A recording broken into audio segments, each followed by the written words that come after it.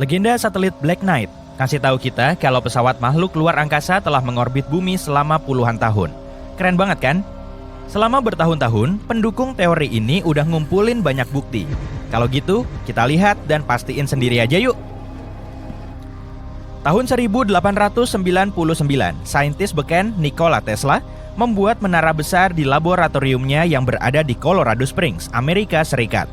Menara ini dibuat untuk membantunya mempelajari listrik atmosfer dan energi nirkabel. Semuanya normal-normal aja, hingga suatu hari dia dikejutkan oleh penemuan unik. Menara itu menangkap sinyal buatan.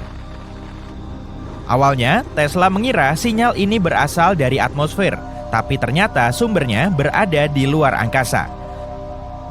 Lalu Tesla menyimpulkan sinyal ini telah dikirim oleh makhluk luar angkasa. Tapi komunitas sains mengabaikan teorinya. Meski mereka menghormati kejeniusan Tesla, dia masih dianggap sebagai orang aneh. Tapi kemudian, laporan Tesla diperkuat oleh penemu radio nirkabel Guglielmo Marconi yang menerima sinyal yang sama. Dan pada tahun 1927, insinyur radio asal Norwegia, Jürgen Holst, mengamati ada keanehan. Saat dia mengirimkan sinyal dengan panjang gelombang khusus, beberapa di antaranya terpantul kembali sekian detik kemudian. Awalnya dia mengira dia telah menerima pantulan gelombang radio biasa. Gelombang radio pendek memang biasa memantul di antara bumi dan stratosfer. Fenomena ini disebut propagasi, tapi biasanya pantulan itu berlangsung sangat cepat, kurang lebih selama 1/7 detik setelah transmisi awal. Anehnya, sinyal yang diterima Holst baru kembali 15 detik kemudian, dan sinyal ini gak sesuai dengan pantulan sinyal radio yang diterima manusia. Bahkan, gak cuma Holst sendiri yang menyaksikan langsung fenomena ini loh. Banyak penggemar radio juga menemukan dan mengonfirmasi sinyal ini, tapi belum ada yang tahu penjelasannya. Kira-kira itu sinyal apa ya? Jangan-jangan pengamatan Tesla selama ini emang benar. Oke, kita kupas satu persatu yuk. Sinyal itu memang ada dan telah didokumentasikan oleh banyak orang. Tapi sinyal Tesla dan Marconi gak sama dengan pantulan sinyal Holst. Saat itu, Tesla dan Marconi menangkap sinyal yang berasal dari pulsar atau bintang neutron yang berotasi cepat. Pulsar terbentuk saat bintang yang lebih besar dari matahari menyelesaikan siklus hidupnya. Lalu, bintang ini menjadi bintang neutron dan menerima dorongan kuat hingga bisa berotasi pada kecepatan tinggi. Saat itulah, gelombang radio yang dipancarkan pulsar akan merambat jauh sampai ke planet kita. Pulsar baru ditemukan pada tahun 1968. Jadi nggak heran kalau Tesla dan Marconi belum bisa ngejelasin temuan mereka. Tapi kalau Jürgen Holst, gimana ya? Nah, sinyal yang ditemukan Jürgen Holst itu sebetulnya bernama LDE atau Long Delayed Echo. Konsepnya lebih rumit karena pantulan sinyal ini masih jadi misteri. Para saintis memperkirakan LDE disebabkan oleh objek di atmosfer bumi, atau bisa juga sinyal tersebut dipantulkan dari awan plasma matahari dan bulan. Tapi kita belum bisa mastiin kebenarannya. Peristiwa selanjutnya terjadi pada tahun 1960. Kala itu New York Times menerbitkan artikel tentang stasiun pelacakan Amerika Serikat telah mendeteksi satelit asing yang mengorbit bumi di dekat kutub. Meski telah diamati selama hampir 2 minggu, identitas dan asal satelit misterius bernama satelit gelap ini belum diketahui. Banyak orang meyakininya sebagai satelit Black Knight yang terkenal. Tapi kemudian para saintis mengonfirmasinya sebagai bangkai satelit biasa yang tersesat. Mereka bilang satelit itu rusak dan pendorongnya menerbangkan satelit ke arah yang salah. Tapi berita ini bikin banyak orang tertarik lagi dengan satelit Black Knight. Banyak astronom telah mengamati satelit ini. Benda luar angkasa asing bisa aja berupa pesawat antariksa gelap yang terkenal itu. Tapi sampai sekarang, semua foto dan data tentang satelit Black Knight berasal dari observatorium di bumi. Untuk mengonfirmasi dan mematahkan keberadaannya, pengamat juga perlu saksi yang ada di orbit. Gordon Cooper adalah pilot dan salah satu astronot pertama dalam sejarah. Pada tahun 1963, dia ikut misi Mercury Atlas 9, yang saat itu jadi misi luar angkasa terlama di Amerika Serikat. Saat terbang, dia ngeliat objek hijau misterius di depan modulnya. Objek ini kemungkinan gak berasal dari bumi. Lalu dia ngasih tahu para awaknya di bumi tentang pengamatannya. NBC News mendengar kabar tersebut dan segera mewawancarai Cooper. Anehnya, transkrip misi NASA maupun Cooper gak begitu ambil pusing. Seolah-olah mereka menganggapnya gak pernah terjadi. Lalu, NASA menerbitkan penjelasan resmi yang isinya begini. Pesawat Cooper mengalami masalah kelistrikan yang meningkatkan kadar karbon dioksida, sehingga Cooper berhalusinasi. Cooper juga mengiyakan pernyataan ini. Mungkin kebetulan aja sih, setelah pensiun, Cooper jadi tertarik untuk nyari tahu tentang makhluk luar angkasa. Kalaupun penemuan Cooper memang benar dan di orbit bumi ada pesawat misterius, memangnya makhluk itu mau ngapain? Kenapa mereka mengawasi kita? Pada tahun 1973, peneliti asal Skotlandia Duncan Alasdair Lunnan akhirnya menelitinya. Dia mempelajari semua data tentang LDE yang dikumpulkan oleh para saintis Norwegia. Tiba-tiba dia mengamati penyimpangan yang mungkin mengandung kode. Lalu, dia mengubah data tersebut menjadi grafik yang salah satu sumbunya menunjukkan keterlambatan waktu dan pantulan. Sedangkan sumbu satunya menunjukkan posisi gaung dalam urutan. Hasilnya memperlihatkan titik-titik yang mirip peta luar angkasa atau peta rasi bintang Boötes. Lunnan mulai menganalisis pantulan yang direkam astronom Prancis pada tahun 1929. Hasilnya juga nunjukin rasi bintang yang sama, tapi salah satu bintang sedikit bergeser. Lalu, Lunnan berpikir begini, jangan-jangan itu peta bintang di masa lalu. Setelah memundurkan waktu, akhirnya Lunnan bisa menarik kesimpulan. Menurutnya, itu adalah tampilan rasi bintang 13.000 tahun yang lalu. Bisa jadi, mereka telah mengawasi kita selama ribuan tahun. Tahun 1973, Lunnan diwawancarai majalah Inggris Spaceflight. Dia bilang dia udah menerjemahkan pesan radio yang tersembunyi dalam LDE. Dia bilang awalnya dari sini. Rumah kita adalah bintang ganda Upsilon Boötes. Kita hidup di planet ke-6 dari 7 planet dari matahari yang lebih besar. Planet ke-6 kita punya 1 satelit. Planet ke-4 punya 3. Planet pertama dan ketiga punya 1 satelit. Probe kita ada di posisi Arcturus yang dikenal di peta kita. Bikin merinding. Tapi meskipun liputan ini diterbitkan di New York Times, Time, dan majalah populer lain, gak ada yang serius nanggepin topik ini. Rupanya teori Lunnan gak punya bukti kuat. Akhirnya dia menarik ucapannya dan mengaku kalau dia udah bikin kesalahan besar. Metode yang dia gunakan gak ilmiah, dan dia bilang dia cuma menebak-nebak arti sinyal tersebut. Di bagian akhir cerita ada foto ini. Pada 4 Desember 1998, pesawat ulang-alik Endeavour memulai misi STS-88 sebagai misi pertama ke Stasiun Luar Angkasa Internasional. Lalu, pada 11 Desember, NASA menerbitkan rangkaian foto yang nunjukin objek aneh di orbit bumi. Semua foto ini langsung menyedot perhatian publik. Lagi-lagi, objek ini dikira sebagai satelit Black Knight yang udah dibahas selama bertahun-tahun. Akhirnya satelit Black Knight ditemukan juga ya setelah muncul banyak teori. Tapi seperti biasa, faktanya nggak seheboh itu. Jadi selama misi STS-88, salah satu astronot masang penutup thermal. Karena nggak terpasang sampai rapat, lapisannya lepas dan melayang-layang. Foto tadi memang diambil untuk mendokumentasikan kejadian ini. Black Knight udah jadi legenda yang banyak menyedot perhatian. Kamu juga bisa ngumpulin datanya selama berjam-jam, nyari informasi dan bukti baru, dan ternyata semuanya terpatahkan. Kisah ini hanyalah kumpulan laporan, foto satelit, dan peristiwa yang gak saling berkaitan. Semuanya bercampur aduk jadi legenda urban yang gak logis dan bikin bingung. Tapi tetap seru kan? Mari kita bayangkan umat manusia menghadapi ancaman besar dari luar angkasa. Bayangkan ada gurita raksasa pemakan planet datang ke tata surya kita untuk memakan Venus, Mars, Bumi, Jupiter, dan planet-planet lainnya, kecuali Saturnus. Karena itu manusia memutuskan untuk pindah ke planet besar yang punya cincin raksasa. Untungnya kita sudah punya teknologi keren yang memungkinkan untuk melakukan perjalanan tersebut.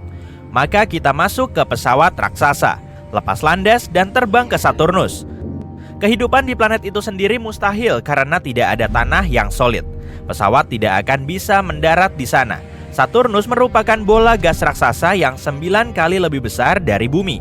Untuk membandingkan ukurannya, kita bisa pakai koin 5 sen dan bola bisbol. Atmosfer planet ini sebagian besar terdiri dari hidrogen dan helium. Jadi, jika mulai mendarat, pesawat kita tidak akan pernah mencapai daratan yang kokoh. Dan semakin rendah, semakin tinggi tekanan yang akan dialaminya. Akhirnya, pesawat akan hancur. Karena itu, kita cuma punya satu pilihan, yaitu cincin-cincin Saturnus. Cincin Saturnus terdiri dari partikel-partikel es dan batuan berukuran raksasa, sedang dan kecil, yang terbang mengelilingi planet gas raksasa itu dengan kecepatan luar biasa. Cincin Saturnus terbentuk dari komet-komet yang melintas. Gravitasi Saturnus membuat benda-benda langit ini terlempar dari jalurnya dan hancur karena tekanannya. Pecahan-pecahan komet tersebut mulai menumpuk di sekeliling Saturnus dan membentuk cincin. Sebagian partikel-partikel ini terbang lebih cepat, sebagian lagi lebih lambat. Yang paling dekat dengan planet ini adalah cincin D, diikuti oleh cincin C dan B. Lalu ada celah besar yang disebut divisi Cassini. Cincin A, F, G, dan E berada di belakangnya. Klasifikasi ini sangat memudahkan untuk membuat peta cincin. Jadi orang-orang mendekati cincin-cincin itu tapi tidak berani mendarat di atasnya. Pertama, mereka mengirim kapsul uji coba dengan robot untuk menjelajahi area tersebut. Robot-robot itu memilih lokasi yang cocok di cincin E. Faktanya, jarak antara bebatuan cukup jauh dan pesawat bisa dengan mudah terbang ke sana. Di sana terdapat partikel-partikel kecil, batu-batu besar sebesar rumah, dan komet-komet sebesar gunung. Robot pertama terbang ke batu besar dengan kecepatan tinggi. Pada saat itu, sebuah batu seukuran bola bisbol menembus tubuh robot. Robot lainnya hancur di antara dua batu besar yang bertabrakan. Robot ketiga terjebak dalam hujan es yang tajam dan hancur. Ada bengkel besar di pesawat, jadi orang-orang membuat kapsul baru dan robot baru. Kali ini terbuat dari bahan yang lebih tahan lama. Jadi robot-robot itu mencapai sebuah batu besar lagi. Beberapa partikel menabraknya tapi tidak sampai menembus perlindungannya. Mesin-mesin itu mendirikan sebuah stasiun kecil di atas batu terbang tempat manusia bisa tinggal. Tapi setelah beberapa jam, sebuah bongkahan besar asteroid menghantam stasiun itu. Sepertinya kita butuh strategi lain. Kapal-kapal raksasa memindai seluruh area cincin E dan menghitung lintasan miliaran batu. Setelah perhitungan yang panjang, manusia akhirnya menemukan tempat yang sempurna di tengah-tengah kekacauan yang akan tetap utuh untuk waktu yang lama. Mereka mendarat di atas batu-batu besar ini dengan kapsul dan mulai menetap. Mereka membangun stasiun dan rumah-rumah kecil dan memasang baterai yang kuat di sana. Saturnus terletak pada jarak 9,5 satuan astronomi dari matahari. 1 unit adalah jarak dari matahari ke bumi. Jadi, Saturnus merupakan tempat yang sangat dingin. Itu sebabnya ada banyak sekali es beterbangan di sekelilingnya. Tapi, bagaimana cara mendapatkan energi untuk memanaskan semuanya? Jumlahnya terlalu sedikit untuk kapal-kapal besar. Selain itu, panel surya tidak efektif di sini karena jaraknya yang sangat jauh dari matahari. Oleh karena itu, para ilmuwan menciptakan cara untuk menghasilkan energi kinetik dari batu terbang. Ini seperti kincir angin, ketika angin menggerakkan kipas, gerakan ini diubah menjadi energi. Jadi, para insinyur membangun panel yang mengumpulkan tenaga dari batu yang bergerak. Tapi, panel ini tidak memperlambat kecepatan batu karena gravitasi Saturnus terus menggerakkannya. Dengan demikian, manusia mendapatkan sumber energi yang hampir tak terbatas. Beberapa stasiun luar angkasa memiliki tanaman dan pohon yang menghasilkan oksigen melalui fotosintesis. Hanya saja, alih-alih sinar matahari, tanaman mendapatkan energi dari ultraviolet. Kemudian, orang-orang mengisi tangki-tangki besar dengan oksigen dan membawanya pulang. Orang-orang mulai menempati cincin yang berdekatan. Kamu tidak perlu menggunakan banyak bahan bakar untuk berpindah dari satu tempat ke tempat lain. Kamu bisa mendarat di atas batu, menghitung rutenya, dan menunggu batu itu membawamu ke titik yang dibutuhkan. Kemudian, kamu bisa pindah ke batu lain dan seterusnya sampai kamu mencapai tujuan. Semakin banyak orang meninggalkan kapal dan pindah ke cincin, tampaknya hidup menjadi lebih baik, tapi masalah psikologis pun dimulai. Pergerakan konstan di ruang hampa udara membuat semua orang gila. Bayangkan hidup di komedi putar yang tidak pernah berhenti. Kamu tidak bisa berjalan ke toko kapanpun kamu mau karena selalu terbang. Tidak ada yang bisa berjalan-jalan, bahkan dengan pakaian antariksa, karena ada kemungkinan kamu akan bertemu dengan batu yang terbang dengan kecepatan tinggi. Kamu tidak bisa merencanakan apapun, karena kapan saja rencanamu bisa dihancurkan oleh bongkahan es raksasa. Komputer juga tidak membantu. Komputer tidak bisa menghitung lintasan semua benda angkasa. Batuan cenderung terpecah menjadi ratusan batuan yang lebih kecil. Selain itu, komet-komet baru melintas dan juga menjadi bagian dari cincin. Semua ini menciptakan ketidakpastian dan menimbulkan rasa cemas pada manusia. Selain itu, di cincin itu gelap, dingin, dan sangat sepi. Bayangkan kamu sedang membangun pangkalan di atas sebuah benda angkasa, tapi sahabatmu mendarat di objek lain yang jaraknya beberapa kilometer jauhnya. Kemudian sebuah es raksasa menabrak batu miliknya dan meningkatkan kecepatannya. Dan beberapa hari kemudian, temanmu sudah berada sangat jauh, dan itu terjadi setiap hari. Satu-satunya cara untuk mengubah hidupmu adalah dengan menetap di salah satu bulan Saturnus. Planet ini memiliki 83 bulan. Orang-orang telah mengkonfirmasi dan menamai 63 bulan dan keberadaan 20 bulan lainnya masih belum dikonfirmasi. Semuanya seperti dunia yang berbeda. Beberapa di antaranya mungkin bisa dihuni dan kandidat terbaik di antara semuanya adalah Titan. Mungkin ada air di sana dan tekanan atmosfernya hanya 1,5 kali lebih besar dari bumi. Atmosfernya terdiri dari nitrogen dan sedikit metana yang membentuk kabut karbon di lapisan atas Titan. Karena itulah kita tidak bisa mempelajari bulan ini dari bumi. Tapi yang paling keren adalah Titan berada di luar cincin Saturnus. Artinya, manusia bisa hidup tenang di sana. Ada juga satelit Phoebe yang diselimuti kawah-kawah seperti bulan. Benda langit raksasa ini lebih mirip meteorit raksasa. Manusia punya banyak pilihan untuk memulai hidup baru. Selama beberapa ratus tahun berada di pesawat yang mengitari Saturnus, manusia bisa mempelajari segala sesuatu tentang satelit-satelitnya. Tapi, kenapa manusia berusaha untuk tinggal di cincin-cincinnya? Kenapa tidak mendarat di salah satu bulan sejak awal? Karena kalau begitu, video ini tidak akan terlalu menyenangkan dan jauh lebih pendek.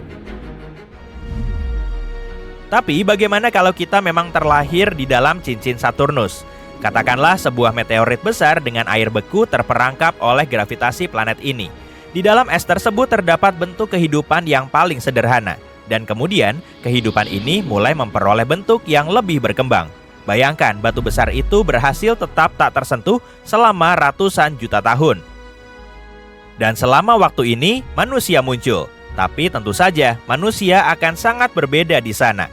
Pertama, mereka tidak akan mengalami gaya gravitasi. Hal ini akan membuat mereka lebih tinggi tapi lebih lemah. Kulit mereka akan pucat karena kurangnya cahaya, tapi sangat kuat karena suhu yang dingin. Partikel es dan butiran pasir yang berterbangan di angkasa akan membuat kulit manusia menjadi kasar. Dengan baju besi biologi seperti itu, tanpa gravitasi, mereka akan melompat dari satu batu ke batu lain untuk mencari makanan dan air. Dan omong-omong, itu akan menjadi masalah utama. Bagaimana manusia bisa bertahan hidup tanpa oksigen di ruang hampa udara? Dari mana mereka akan mendapatkan makanan? Cincin Saturnus adalah tempat yang tidak bernyawa dan berbahaya. Jika di sana tidak ada bentuk kehidupan yang paling sederhana sekalipun, lalu bagaimana bentuk kehidupan yang kompleks seperti manusia bisa muncul? Oleh karena itu, secara teori pun, kemunculan manusia mustahil terjadi di sana. Perhatian, perhatian. Sesuatu yang sangat menarik sedang terjadi di Saturnus. Fenomena ini disebut musim jeruji. Dan tidak, planet ini tidak berubah menjadi roda gas raksasa. Mari aku ceritakan lebih lanjut tentang fenomena ini. Setiap tahun, teleskop luar angkasa Hubble milik NASA mencurahkan sebagian waktunya untuk mengamati Saturnus. Planet gas raksasa yang merupakan planet terbesar kedua di tata surya. Dan benda angkasa ini selalu punya sesuatu yang baru untuk mengejutkan kita. Sebagai contoh, lihatlah salah satu foto terbaru dari planet gas raksasa ini. Lihat ruji-ruji buram itu artinya musim jeruji Saturnus sudah dimulai. Seperti planet kita, Saturnus juga miring pada porosnya. Itulah sebabnya Saturnus memiliki 4 musim. Tapi karena orbit planet gas raksasa ini jauh lebih besar, masing-masing musim berlangsung sekitar 7 tahun bumi. Ingatlah hal ini penting. Nah, hal berikutnya yang perlu kita bahas untuk memahami konsep musim jeruji yang unik di Saturnus adalah titik balik. Di bumi, equinox adalah momen ketika matahari tepat berada di atas ekuator planet, saat siang dan malam memiliki panjang yang sama. Tapi di Saturnus, ada yang sedikit berbeda. Equinox terjadi ketika cincin Saturnus berada tepat sejajar matahari. Meskipun equinox di Saturnus terjadi setiap musim semi dan musim gugur, sama seperti di planet kita, equinox di Saturnus sangat jarang terjadi, yaitu sekitar sekali dalam 15 tahun di bumi. Karena itu para astronom sangat antusias menyambut peristiwa ini. Sekarang lihat, ada 2 ruji buram pada cincin ini, disebut cincin B, di sebelah kiri gambar. Ruji-ruji ini menyerupai jeruji pada sepeda. Warna dan bentuk ruji-ruji bervariasi. Ruji-ruji ini bisa terlihat gelap atau terang, tergantung pada sudut dan penyinarannya. Kadang-kadang ruji-ruji ini terlihat seperti gumpalan daripada sesuatu dengan bentuk jari-jari radial biasa. Ini juga tidak bertahan lama, tapi semakin banyak yang akan mulai muncul mendekati tanggal 6 Mei 2025. Saat itulah titik balik musim gugur di Saturnus akan terjadi. Tapi apa yang menyebabkan ruji-ruji tersebut? Para astronom menduga penyebabnya adalah medan magnet si planet gas raksasa. Ketika medan magnet planet berinteraksi dengan angin matahari, medan magnet itu menciptakan lingkungan bermuatan listrik. Di bumi hal ini menghasilkan cahaya utara yang juga disebut aurora borealis.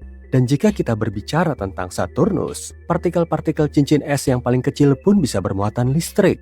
Dan untuk sementara waktu, partikel-partikel ini melayang-layang di atas bongkahan-bongkahan es yang lebih besar di dalam cincin Saturnus.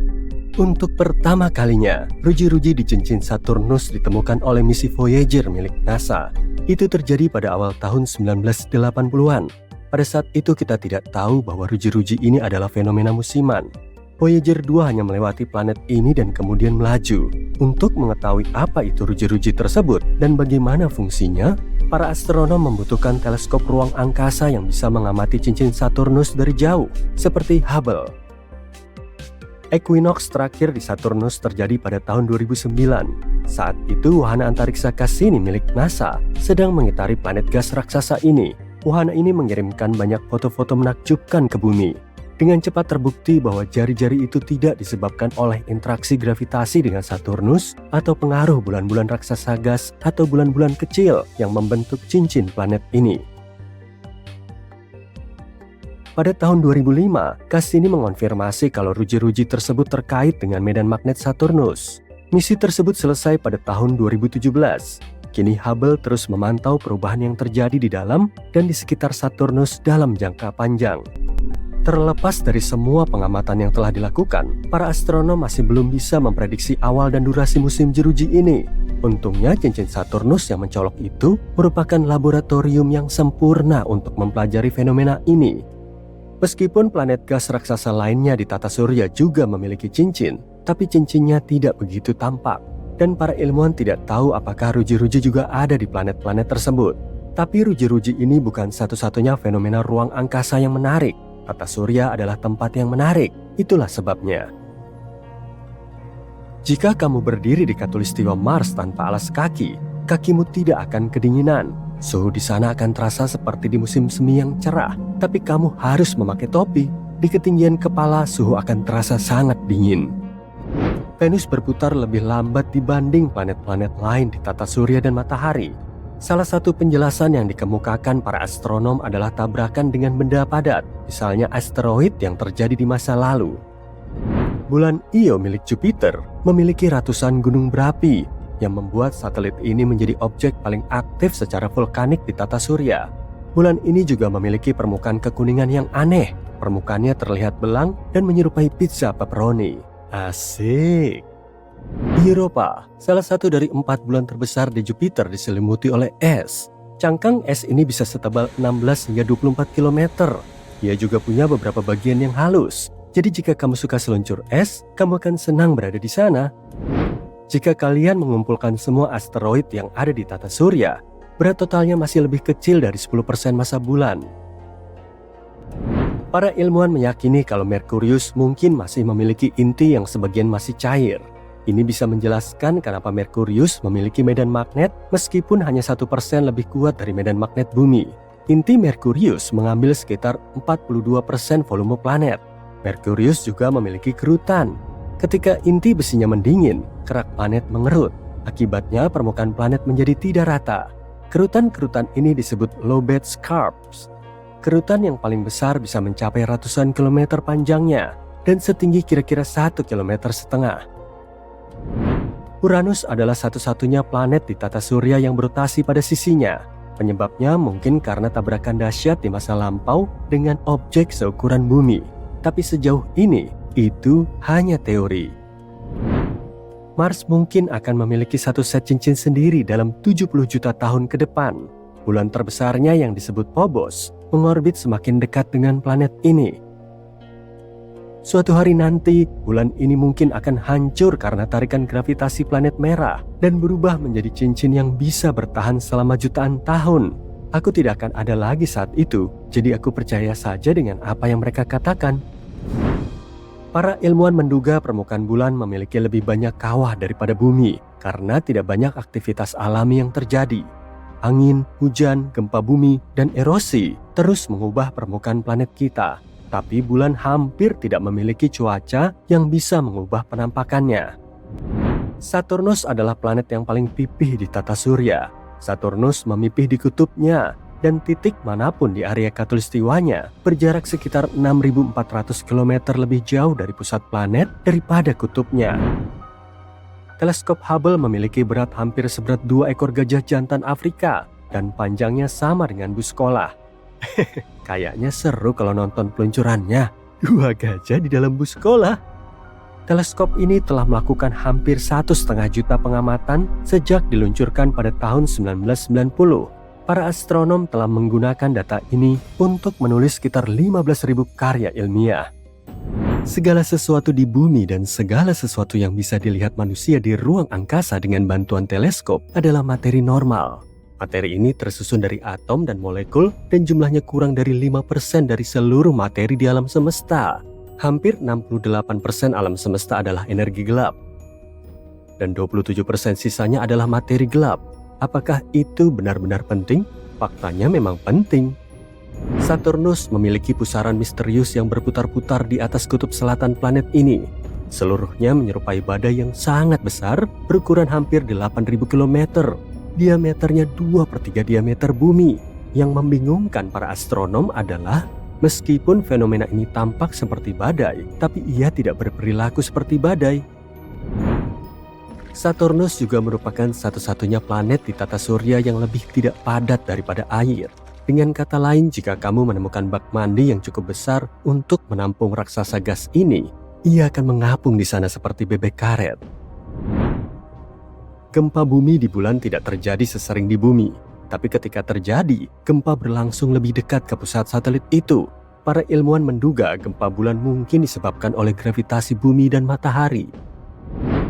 Salah satu bulan Saturnus, Iapetus, memiliki 2 warna yang aneh. Perbedaan antara kedua belahan bulan ini sangat besar. Salah satunya terang dan yang lainnya gelap. Para ilmuwan belum bisa memecahkan misteri ini. Satu-satunya sabuk asteroid di tata surya yang diketahui para astronom berada di antara Mars dan Jupiter. Ada ribuan asteroid di area ini.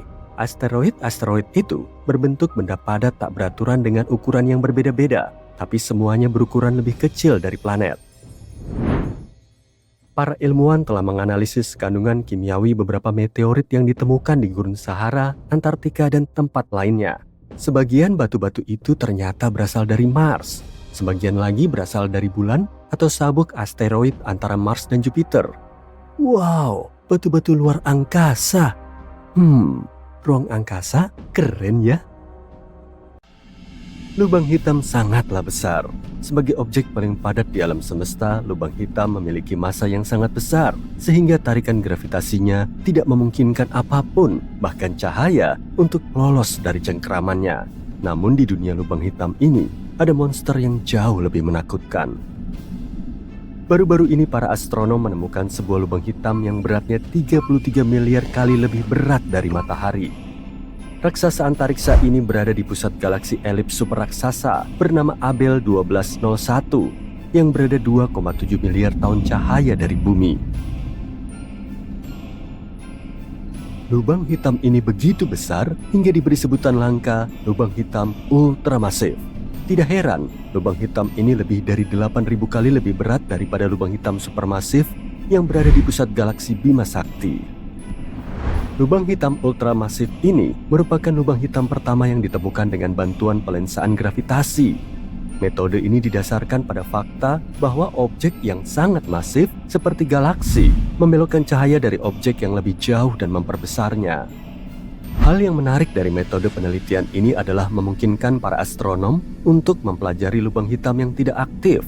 Metode ini bisa membantu kita mendeteksi banyak lubang hitam baru di luar semesta lokal kita, yaitu area di sekeliling galaksi kita. Mungkin ini juga bisa membantu menemukan objek-objek eksotis yang belum pernah kita lihat sebelumnya. Sekarang kita bahas instrumen mengagumkan lainnya yang secara efisien membantu kita menjelajahi antariksa, yaitu teleskop luar angkasa James Webb. Ketika mengamati galaksi-galaksi muda yang terlihat seperti titik merah saja bagimu, teleskop ini melihat sejumlah siklon menakjubkan yang berputar-putar di pusatnya. Itulah lubang hitam. Yang menarik, lubang hitam raksasa diyakini menjadi pemain penting dalam sejarah awal kosmik. Namun James Webb secara rutin menemukan jumlah yang tak terduga dari monster-monster ini. Sebagai contoh, dengan menggunakan teleskop, para astronom mendeteksi lubang hitam supermasif yang berasal dari masa saat usia alam semesta kurang dari 600 juta tahun. Dalam istilah alam semesta, lubang hitam itu masih bayi. Ini lubang hitam supermasif aktif yang paling jauh dan aktif yang pernah diamati. Lokasinya berada di pusat galaksi induknya, yaitu CIRS 1019.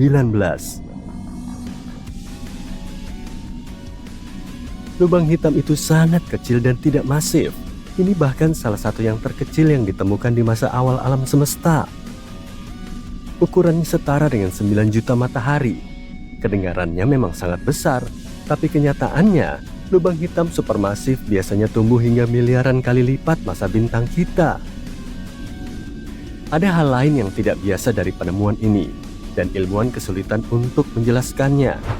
Seharusnya lubang hitam supermasif butuh waktu lebih dari 600 juta tahun untuk bertumbuh hingga mencapai potensi penuhnya. Pertumbuhan itu terjadi ketika lubang hitam melahap materi di sekelilingnya atau bergabung dengan lubang hitam yang lebih besar.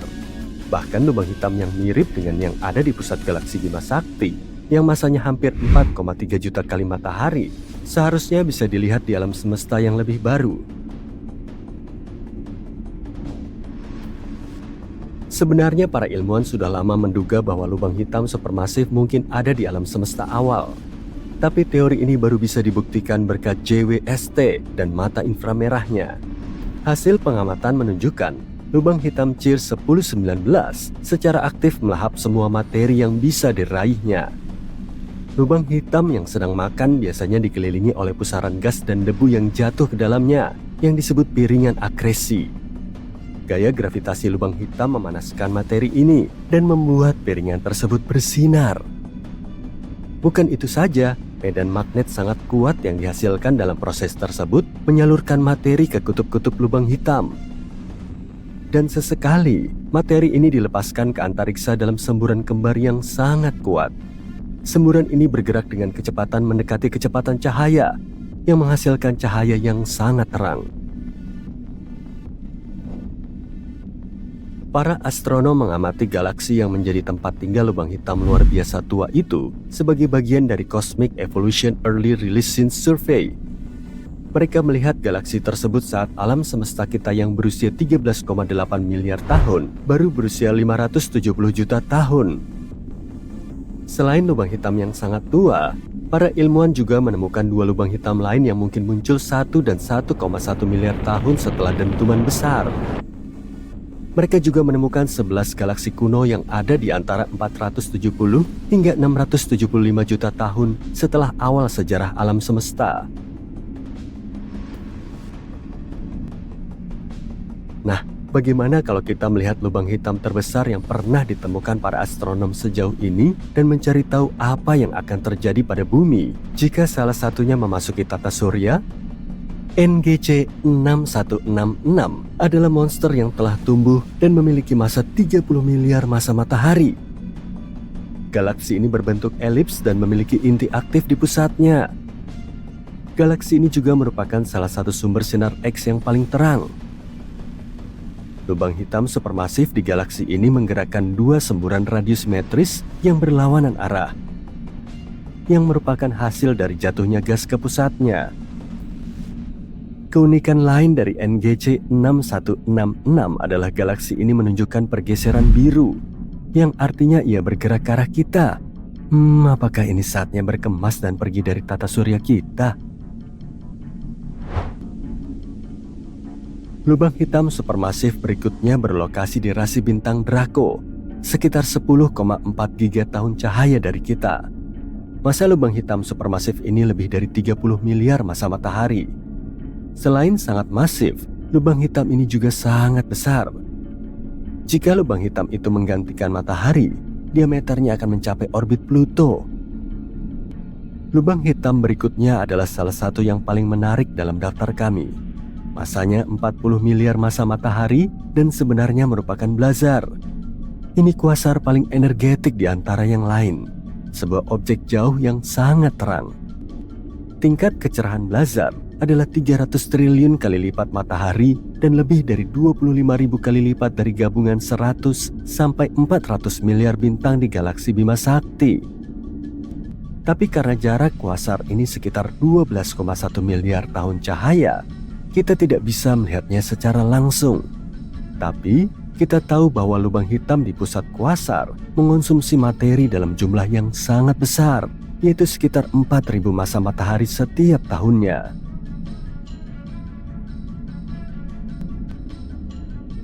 IC1101 adalah galaksi elips super raksasa. Ini galaksi paling masif yang diketahui sejauh ini. Karena berbentuk elips, galaksi ini tidak terisi oleh gas. Itu sebabnya pembentukan bintang di area tersebut sangat rendah. Adapun lubang hitam di pusat galaksi ini berada pada kisaran massa 40 hingga 100 miliar massa matahari dan memancarkan sinyal radio yang jelas. Tapi tunggu dulu, para astronom telah menemukan keajaiban gravitasi antariksa yang telah berkembang menjadi sangat besar. Lubang hitam yang kubicarakan adalah TON 618 dan masanya mencapai 66 miliar massa matahari. Ya, kita punya lubang hitam ultramasif lainnya di sini. Bayangkan jika kita mengumpulkan semua bintang di galaksi Bima Sakti dan memadatkan materi penyusunnya ke dalam sebuah lubang hitam. Itu masih belum cukup untuk menciptakan TON 618. Jika lubang hitam raksasa ini menggantikan matahari, jari-jarinya akan lebih dari 40 kali ukuran orbit Neptunus.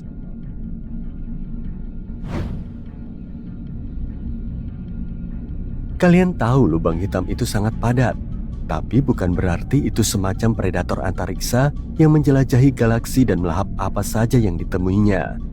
TON 618 masih memiliki galaksi yang penuh dengan bintang-bintang dan benda-benda lain yang dengan senang hati mengorbitnya tanpa tertarik ke dalam. Jadi persepsi lubang hitam sebagai penyedot debu raksasa adalah salah. Nyatanya sangat sulit untuk menumbuhkan lubang hitam. Cobalah dan kamu akan tahu. Lalu, bagaimana jika lubang hitam supermasif seperti yang ada di pusat galaksi Bima Sakti bergerak mendekati tata surya? Jawabannya sederhana, kita akan hancur. Jarak antara objek besar ini dengan bumi bisa mencapai puluhan tahun cahaya, dan tetap saja ia akan mendatangkan malapetaka pada planet kita.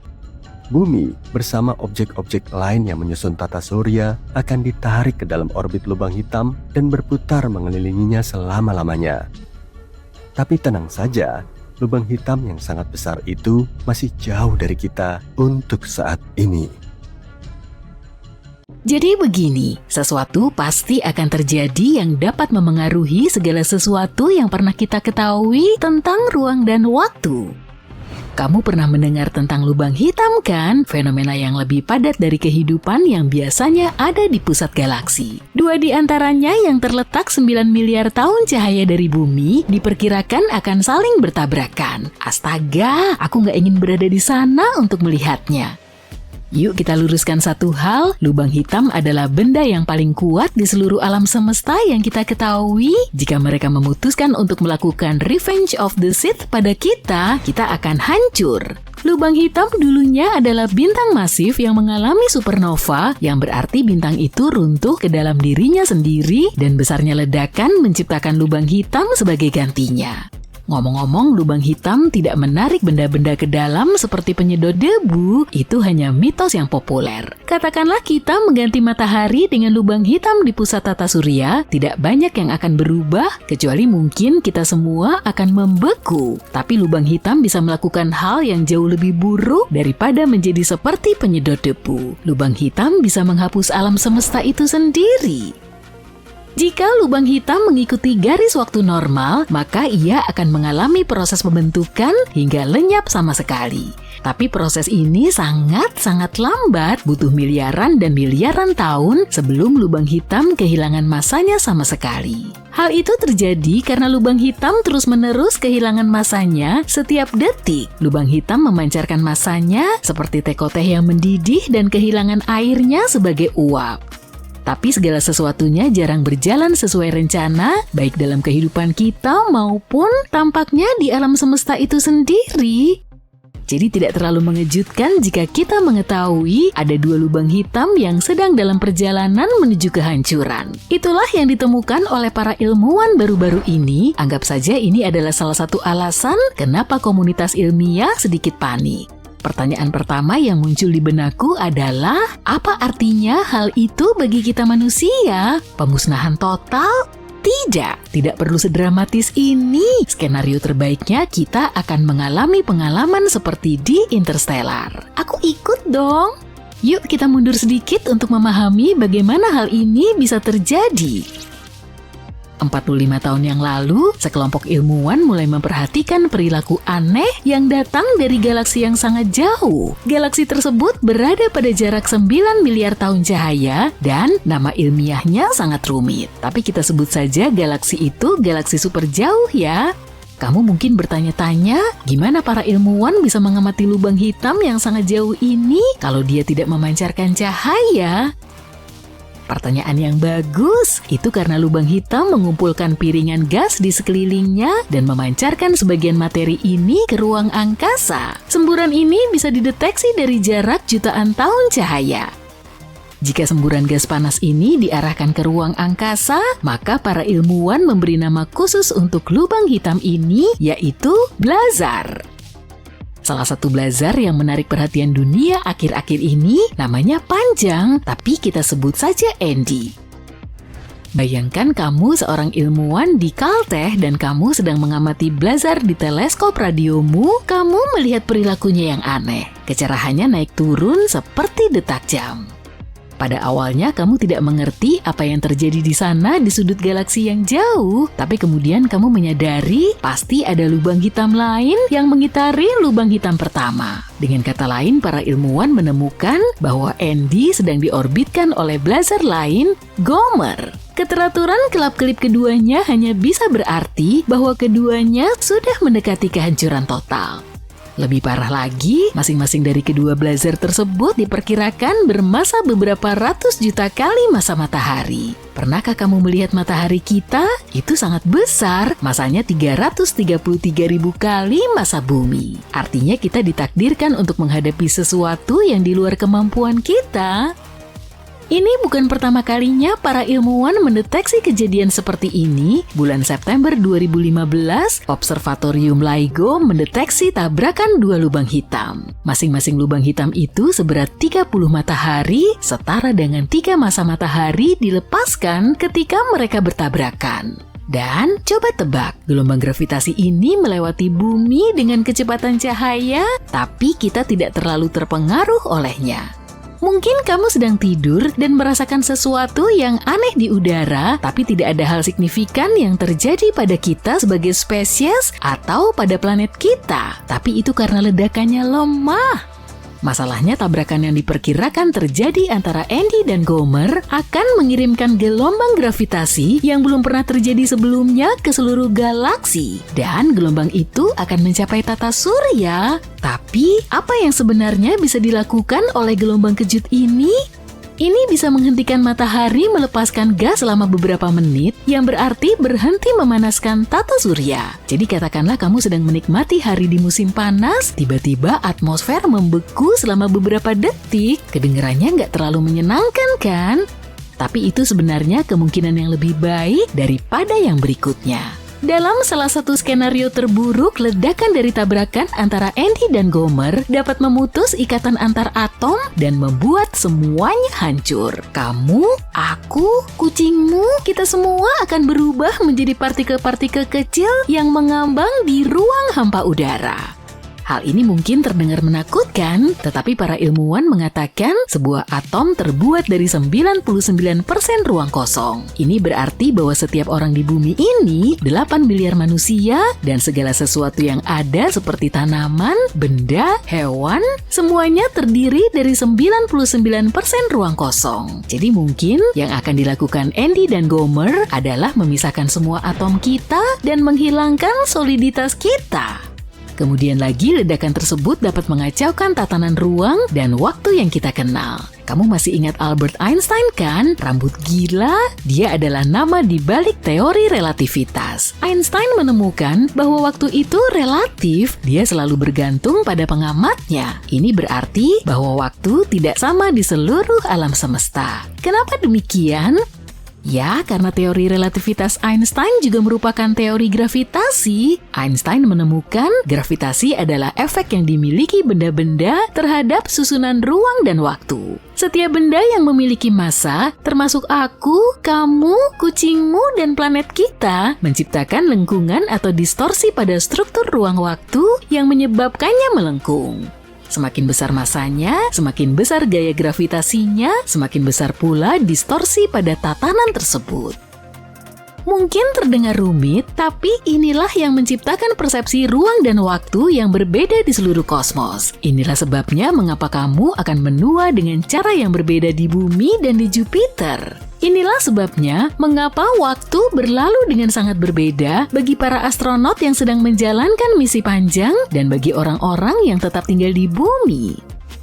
Inilah kenapa tabrakan 2 mega blazar bisa mengacaukan persepsi kita tentang ruang dan waktu. Ini karena kekuatan gelombang kecut gravitasinya. Paham kan? Belum lagi lubang hitam yang sudah merupakan lengkungan besar dalam struktur ruang waktu. Kamu pasti ingat kan adegan di film Interstellar di mana tokoh utama membengkokkan kontinum ruang waktu melalui lubang hitam. Tapi jangan coba-coba melakukan hal ini di rumah ya. Sejauh yang kita tahu, siapapun yang memilih untuk masuk ke dalam lubang hitam tidak memiliki jaminan untuk bisa kembali ke rumah lagi.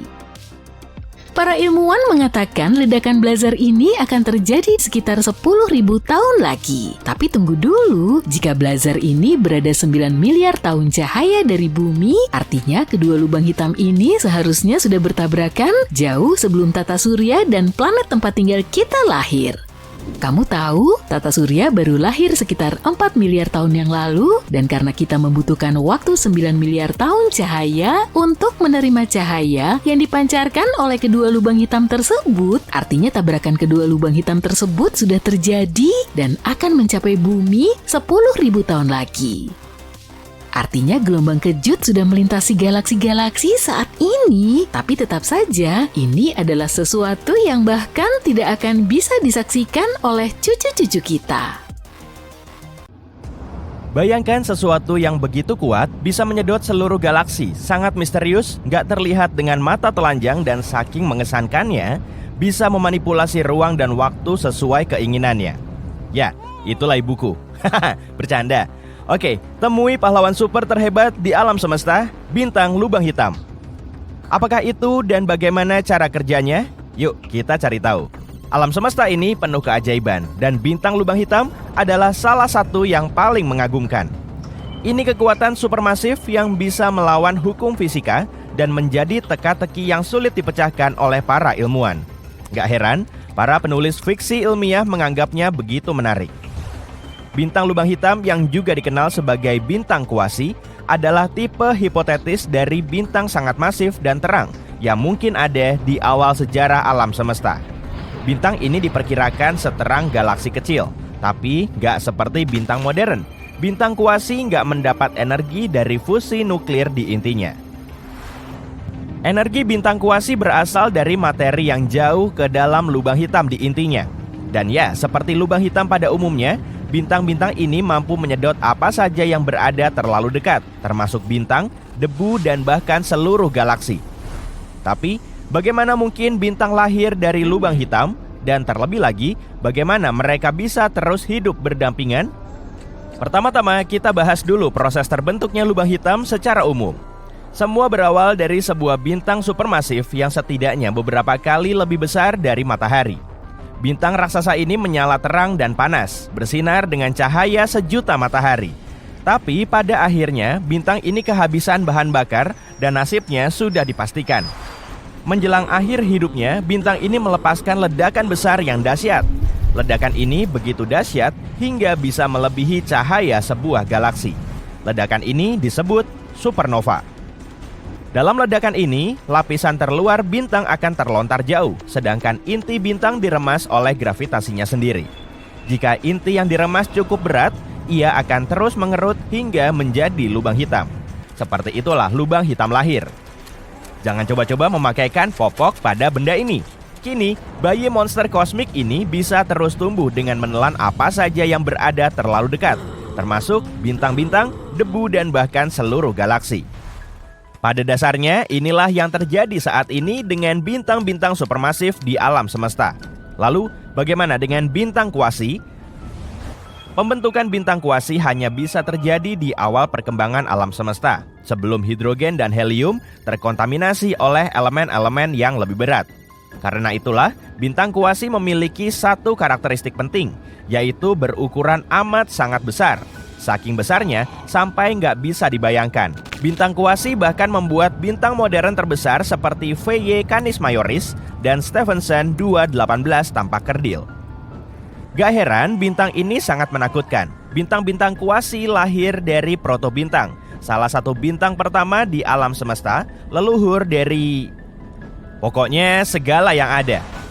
Jadi, bayangkan sebuah protobintang yang sangat masif hingga intinya luruh menjadi lubang hitam seperti yang sudah dijelaskan tadi. Tapi, perbedaan utamanya adalah pada supernova biasa. Lapisan luar bintang terlontar oleh energi yang dilepaskan saat ledakan. Sedangkan pada bintang kuasi, lapisan terluar ini cukup masif untuk menyerap energi tanpa terlontar. Apa yang dihasilkan pada akhirnya? Sebuah bintang dengan lubang hitam pada intinya yang memiliki massa 1000 hingga 10.000 kali massa matahari. Bintang kuasi ini 14.000 kali lebih besar daripada matahari, yang membuatnya lebih besar dari bintang manapun yang kita kenal saat ini. Raksasa-raksasa langit ini memiliki karakteristik yang cukup fantastis.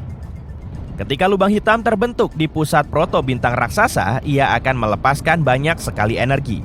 Energi ini bantu menyeimbangkan gaya gravitasi sehingga menjadikannya seperti bintang raksasa bertenaga fusi. Cahayanya sangat terang hingga masing-masing bintang tampak seperti galaksi kecil. Bintang kuasi memiliki masa hidup yang pendek, sekitar 7 juta tahun. Sebagai perbandingan, matahari kita berusia sekitar 4,5 miliar tahun, dan ini baru separuh siklus hidupnya. Tapi bagaimanapun juga, dalam waktu yang singkat itu, lubang hitam di pusatnya bisa membesar hingga 1.000 sampai 10.000 kali lipat ukuran matahari. Bintang kuasi juga diperkirakan sangat panas, dengan suhu mencapai lebih dari 9.700 derajat Celcius. Tapi seiring bertambah usianya, bintang kuasi mulai mendingin dan lapisan terluarnya menjadi transparan. Pada akhirnya, suhunya mendingin hingga mencapai 3.727 derajat Celcius. Dan pada titik itu, bintang kuasi nggak akan bersinar lagi karena nggak bisa bertahan pada suhu itu. Jadi, ia pun lenyap, meninggalkan lubang hitam bermassa menengah. Sayangnya, saat ini nggak ada bukti pengamatan tentang keberadaan bintang kuasi. Ini karena bintang-bintang tersebut diperkirakan hanya ada pada masa yang sangat lampau.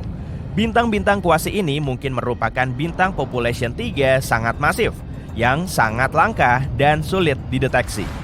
Sangat kecil kemungkinannya bintang-bintang itu masih ada sampai sekarang karena umurnya yang sangat pendek, hanya 7 juta tahun. Lalu kenapa para ilmuwan percaya kalau bintang kuasi pernah ada? Karena mereka sedang mencari cara untuk menjelaskan bagaimana lubang hitam supermasif terbentuk di awal sejarah alam semesta. Lubang hitam supermasif ditemukan di pusat sebagian besar galaksi. Tapi bagaimana monster-monster ini bisa terbentuk begitu cepat? Lagi pula, butuh waktu yang sangat lama bagi lubang hitam kecil untuk bertumbuh menjadi supermasif. Disinilah gagasan tentang bintang kuasi muncul. Bintang-bintang ini bukan hanya kekuatan alam yang merusak, tapi juga ibarat sabuk hitam dalam seni bela diri gravitasi. Bintang-bintang kuasi bisa membengkokkan dan memelintir apa saja yang diinginkannya. Karena itulah, jika bintang-bintang ini benar-benar ada, mereka pasti memainkan peran penting dalam evolusi galaksi. Pasti ada peran penting dalam pembentukan alam semesta yang kita kenal. Nah, lubang hitam berukuran menengah yang tertinggal pada akhirnya bisa berubah menjadi lubang hitam supermasif di pusat-pusat galaksi. Tapi, kita masih belum bisa memecahkan misteri kosmik ini. Mendeteksi dan mempelajari bintang lubang hitam seperti mencari jarum dalam tumpukan jerami. Hanya saja, alih-alih jarum yang dicari adalah objek tak tampak dan misterius, dan tumpukan jeraminya berupa antariksa yang sangat luas. Tapi dengan bantuan teknologi yang canggih dan pemikir hebat, para ilmuwan semakin dekat dengan penyingkapan rahasia raksasa-raksasa angkasa ini.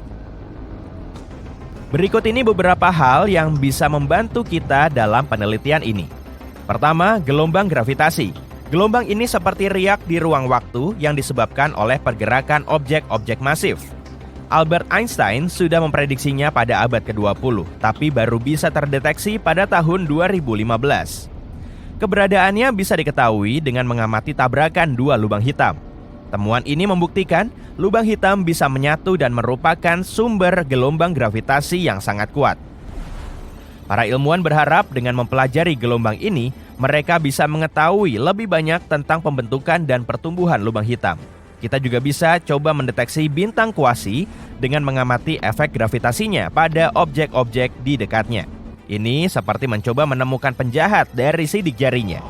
Sebagai contoh, jika lubang hitam berada di dekat sebuah bintang, para ilmuwan bisa mengamati cahaya bintang yang terdistorsi saat tertarik ke arah lubang hitam. Dan tentu saja, kita bisa menggunakan teknologi yang kita miliki seperti teleskop sinar X, inframerah, dan radio. Ini memungkinkan kita mempelajari lubang hitam dengan berbagai cara dan pada berbagai tahap kehidupannya. Dengan kata lain, para ilmuwan bekerja keras untuk mengungkap rahasia raksasa-raksasa antariksa ini. Kita mengembangkan teleskop-teleskop baru, mencari lubang hitam purba dan berusaha memahami hubungan antara bintang-bintang lubang hitam dan materi gelap. Dan kita sudah berhasil mendapatkan beberapa penemuan luar biasa seperti gelombang gravitasi. Semua ini akan membawa kita semakin dekat untuk menyingkap rahasia bintang kuasi. Dan saat kita menemukan kebenaran tentang mereka, itu akan menjadi lembaran baru dalam sejarah sains. Kamu mungkin pernah bertemu lubang hitam tanpa menyadarinya. Eits, bukan yang asli, kayak yang ada di luar angkasa itu, tapi lubang hitam internet. Ini bisa terjadi saat situs web yang kamu coba akses nggak bisa dimuat atau emailmu seperti hilang selamanya di dunia maya tanpa bisa sampai ke tujuannya. Sebuah tim peneliti di universitas terkenal Amerika Serikat mulai meneliti fenomena ini dan temuan mereka sangat menakjubkan. Sebagai pembuka, kejadian nyasar di internet ini terjadi jauh lebih sering daripada yang kamu kira. Untuk membantu mengidentifikasi titik lemah internet yang satu ini, para peneliti menyusun peta interaktif online yang diperbarui setiap 15 menit. Di peta ini, lubang hitam online ditandai dengan tanda merah.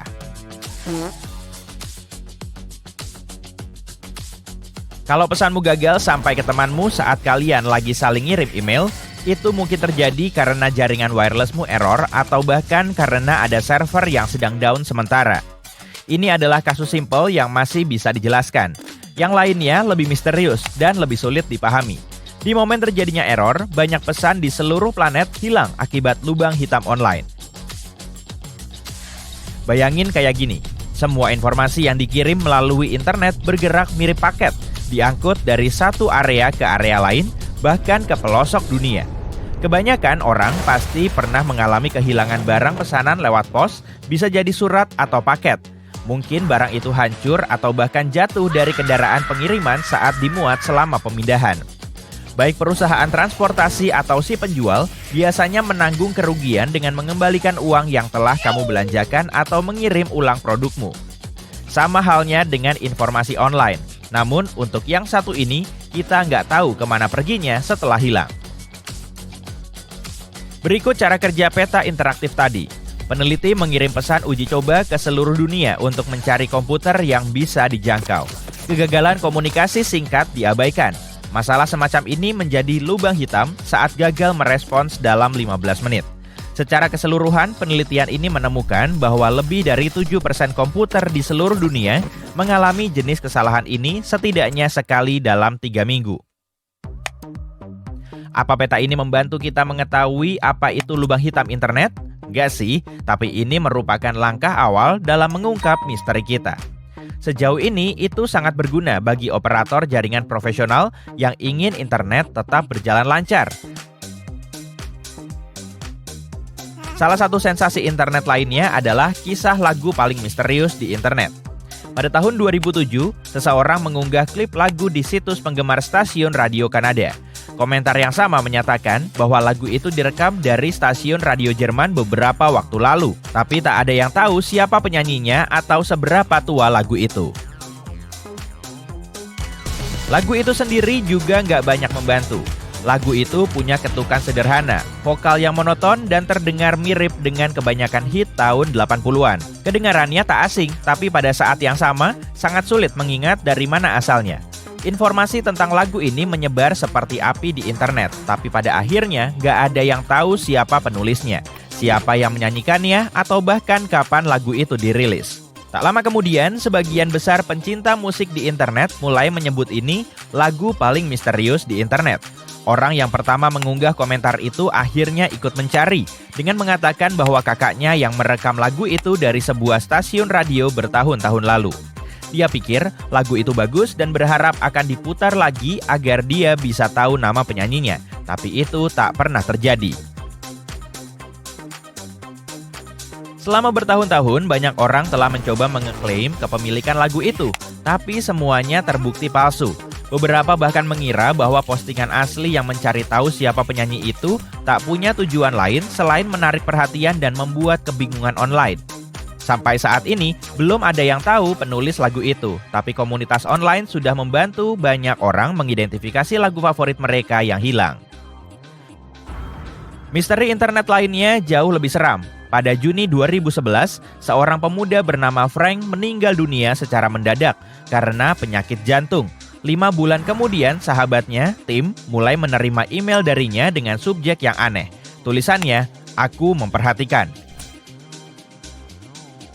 Selain judul yang aneh, email itu juga berisi informasi yang cuma diketahui mereka berdua. Beberapa waktu sebelumnya, mereka mengobrol di loteng Tim tentang apa yang harus mereka lakukan dengan ruang itu.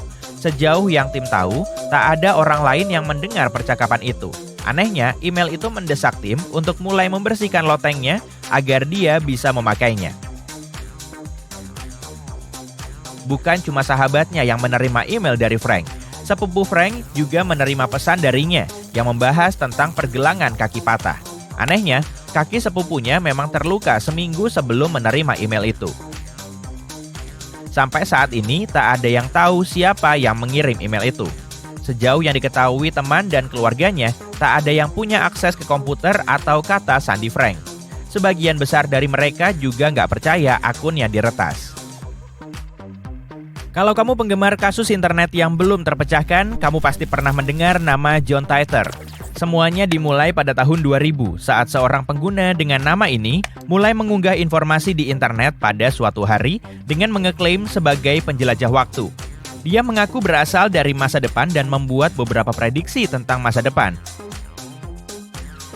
Pertama-tama, Jon Titer mengatakan dia adalah seorang prajurit yang datang dari tahun 2036. Di tahun khusus ini, rupanya, virus komputer telah menghancurkan dunia. Alasan dia kembali adalah mengambil komputer IBM tahun 1975 yang sangat penting untuk menyelamatkan dunia dari virus. Secara teknis, dia tak perlu pergi ke tahun 2000-an, tapi dia mengambil jalan memutar singkat karena ingin mengunjungi dirinya yang berusia 3 tahun.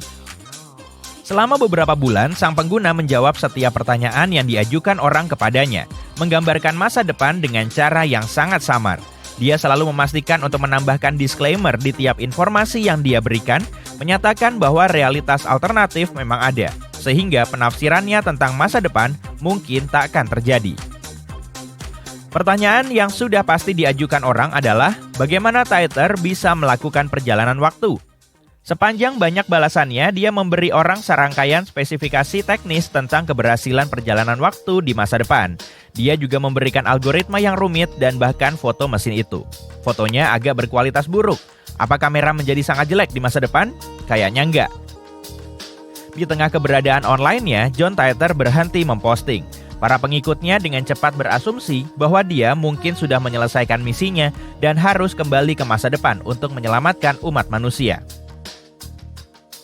Setelah dia menghilang dari forum online, banyak orang mengaku mengetahui apa yang ada di balik cerita tersebut. Seorang jurnalis bahkan dihubungi oleh dua orang berbeda yang mengaku sebagai John. Keduanya agak tersinggung karena mereka tak dihubungi untuk wawancara terlebih dahulu. Yang paling aneh dari semua ini mungkin adalah kisah tentang seorang wanita yang mengaku pernah menjadi pacar John Titor saat dia kembali ke tahun 1975. Hubungan mereka bahkan menghasilkan seorang anak laki-laki yang kalau dipikir-pikir secara teknis lahir sebelum ayahnya ada. Sebagian besar hal yang diprediksi John Titor tak terjadi. Jadi kenapa ceritanya menjadi begitu populer? Karena keberuntungan aja, kata beberapa orang. Internet dipenuhi segala macam cerita aneh, misteri, dan hoax. Beberapa mendapatkan perhatian yang cukup sehingga menyebar dengan cepat ke seluruh internet, meski belum ada bukti dan beberapa orang percaya itu nyata.